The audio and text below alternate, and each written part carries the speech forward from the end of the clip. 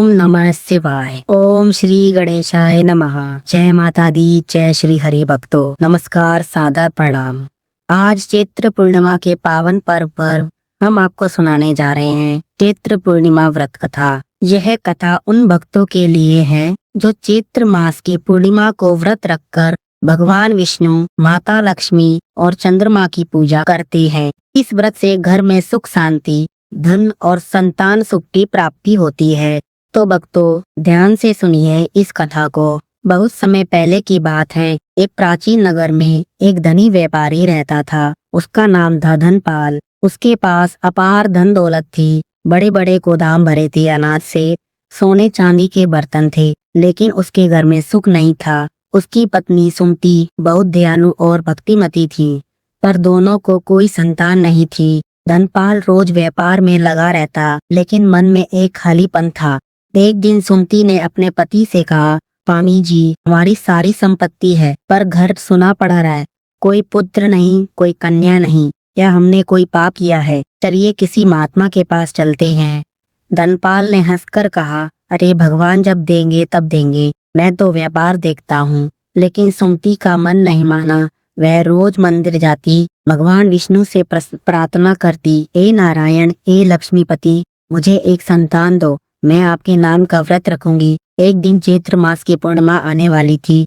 सुमति ने बाजार से चावल, दूध, फल, फूल और चंदन लेकर घर आई। उसने धनपाल से कहा, आज चैत्र पूर्णिमा है, मैं आज व्रत रखूंगी और भगवान विष्णु, माता लक्ष्मी और चंद्रमा की पूजा करूंगी। आप भी साथ दीजिए। धनपाल ने टाल दिया, मैं तो व्यस्त हूँ, तू अकेले कर ले। सुमति ने पूरे श्रद्धा भाव से व्रत रखा। सूर्यास्त के समय उसने गंगा जल से स्नान किया, स्वच्छ वस्त्र पहने, घर के आंगन में चौक पूरा बनाया, चौक के बीच में कलश रखा, उसमें आम की पत्तियां, नारियल रखा, भगवान विष्णु की मूर्ति या चित्र स्थापित किया, उनके साथ माता लक्ष्मी और चंद्रदेव की पूजा की। उसने फलाहार किया और रात भर जागकर भजन कीर्तन किया। अगली सुबह जब सुमति पूजा समाप्त कर रही थी, तभी एक ब्राह्मण महात्मा द्वार पर आए। उन्होंने पूछा, बेटी, आज चैत्र पूर्णिमा का व्रत रखा है क्या?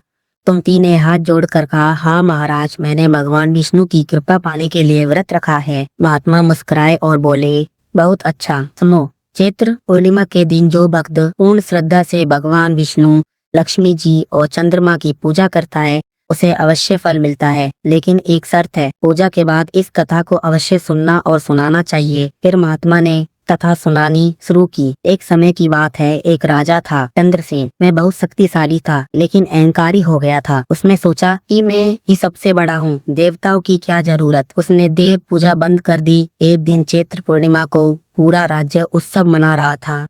राजा ने देखा कि प्रजा चंद्रमा की पूजा कर रही है। उसने क्रोध में कहा, चंद्रमा क्या करेगा, मैं ही चंद्रमा हूँ, और उसने चंद्रमा की निंदा कर दी। उसी रात चंद्रदेव ने स्वप्न में राजा को दर्शन दिए और कहा, राजन, उन्हें मेरी निंदा की है, अब तेरा राज्य नष्ट हो जाएगा और तू कुष्ठ रोग से पीड़ित हो जाएगा। अगले दिन राजा को कुष्ठ रोग हो गया। उसके शरीर पर घाव हो गए, सारा शरीर सड़ने लगा। कोई वैद्य इलाज नहीं कर पाया। राजा बहुत पछताया। तभी एक ऋषि आए और बोले, राजन, चैत्र पूर्णिमा को व्रत करो, विष्णु भगवान और चंद्रदेव की पूजा करो, उनकी कथा सुनो, तभी तुम्हारा उद्धार होगा। राजा ने व्रत रखा, पूरे विधि विधान से पूजा की, कथा सुनी।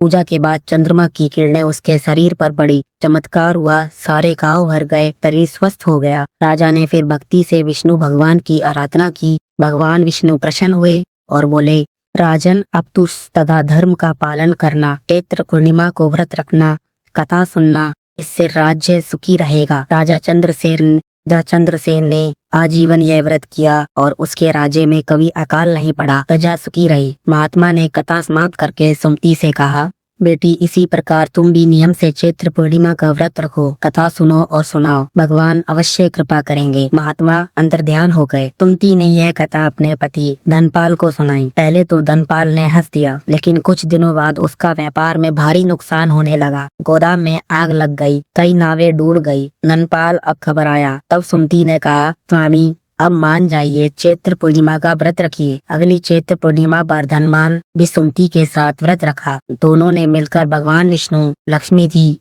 और चंद्रदेव की पूजा की और साथ में मिलकर कथा सुनी। पूजा के बाद रात को सुमति को स्वप्न आया। भगवान विष्णु और माता लक्ष्मी ने दर्शन दिए और कहा, सुमति, तेरी भक्ति और पति की श्रद्धा से हम प्रसन्न हैं। तुम्हें एक सुंदर पुत्र की प्राप्ति होगी। तुम्हारा घर सुख समृद्धि से भर जाएगा।